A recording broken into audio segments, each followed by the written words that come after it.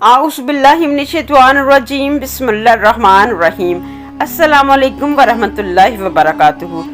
हमारे प्यारे रसूल हज़रत मोहम्मद सल्लल्लाहु अलैहि वसल्लम सिर्फ़ इंसानों के लिए नहीं बल्कि पूरी कायनात के लिए रहमत हैं। आप सल्लल्लाहु अलैहि वसल्लम ही हैं जिन्हें अल्लाह ताला ने रहमतुल आलमीन बनाकर भेजा। इंसान हो या जिन्नात, चरिंद हो या परिंद, हर मखलूक आप सल्लल्लाहु अलैहि वसल्लम की तलीमात और रहनुमाई से फैज़ पाती है।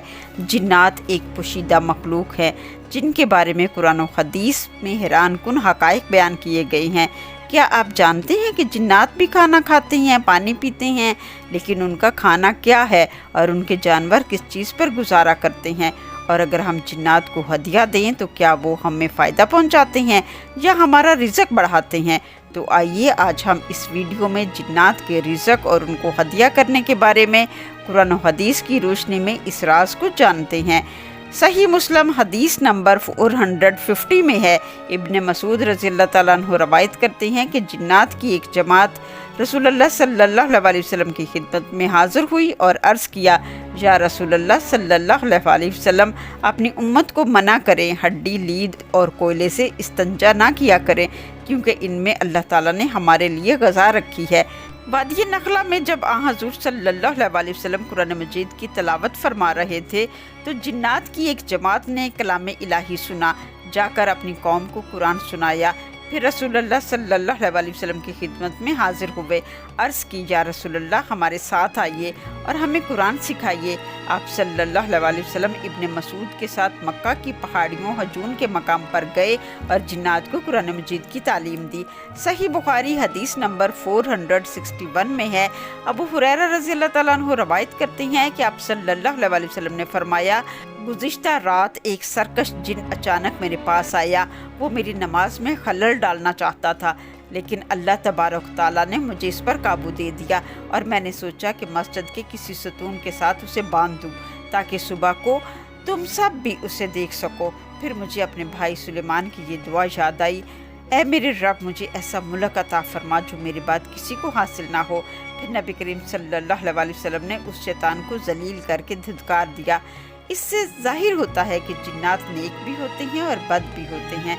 सही बुखारी हदीस नंबर 3860, किताब मनाक़िबुल अंसार, बाब ज़िक्रुल जिन, चैप्टर नंबर 32 में हज़रत अबू हुरैरा रज़ियल्लाहु ताला अन्हु रवायत करते हैं कि वह रसूलुल्लाह सल्लल्लाहु अलैहि वसल्लम के वज़ू और क़ज़ाए हाजत के लिए पानी का एक बर्तन लिए हुए आप सल्लल्लाहु अलैहि वसल्लम के पीछे पीछे चल रहे थे कि नबी करीम सल्लल्लाहु अलैहि वसल्लम ने फरमाया, कौन साहब हैं? मैं बोला, मैं हूँ अबू हुरैरा। नबी करीम सल्लल्लाहु अलैहि वसल्लम ने फरमाया कि इस्तंजे के लिए चंद पत्थर तलाश कर लाओ, और हाँ, हड्डी और लीद ना लाना। तो मैं पत्थर लेकर हाजिर हुआ। मैं उन्हें अपने कपड़े में रखे हुए था और लाकर मैंने आप सल्लल्लाहु अलैहि वसल्लम के करीब उसे रख दिया और वहाँ से वापस चला आया। जब आप सल्लल्लाहु अलैहि वसल्लम क़ज़ाए हाजत से फारिग हो गए तो मैं फिर आप सल्लल्लाहु अलैहि वसल्लम के पास हाजिर हुआ और मैंने अर्ज़ किया कि हड्डी और गोबर में क्या बात है? तो आप सल्लल्लाहु अलैहि वसल्लम ने फरमाया कि हड्डी और लीद जिन्नों की खुराक हैं। मेरे पास नस्बैन के जिन्नों का एक वफ़द आया था और क्या ही वो अच्छे जिन थे। उन्होंने मुझसे तोशा मांगा। मैंने उनके लिए अल्लाह से ये दुआ की कि जब भी हड्डी या गोबर पर उनकी नज़र पड़े तो उनके लिए इस चीज़ से खाना मिले।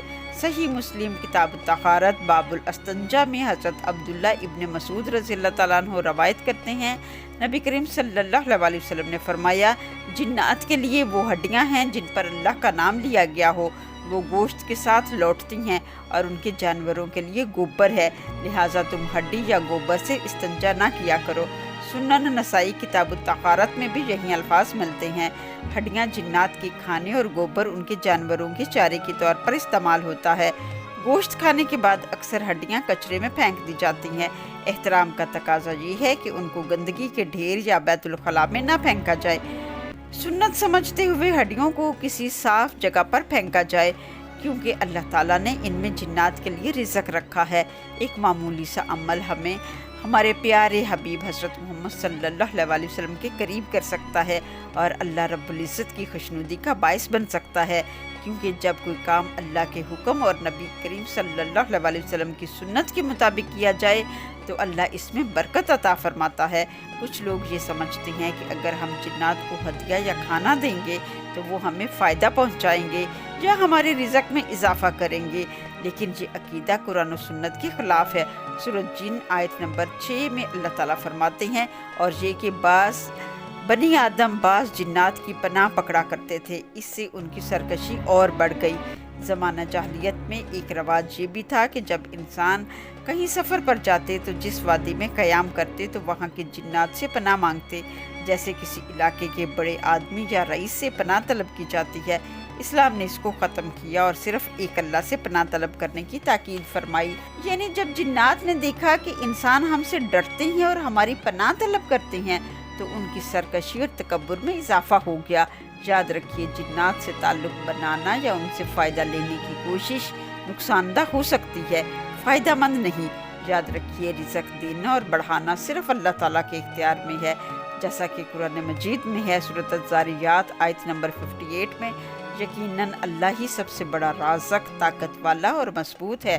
قرآن و حدیث سے یہ بات ثابت ہوتی ہے کہ آپ صلی اللہ علیہ وسلم نے ہر مخلوق کو اللہ کا پیغام پہنچایا اور ان کی رہنمائی فرمائی۔ اللہ تعالیٰ ہمیں نبی کریم صلی اللہ علیہ وسلم کی سچی محبت اور آپ صلی اللہ علیہ وسلم کی سنتوں پر عمل کرنے کی توفیق عطا فرمائے، آمین ثم آمین۔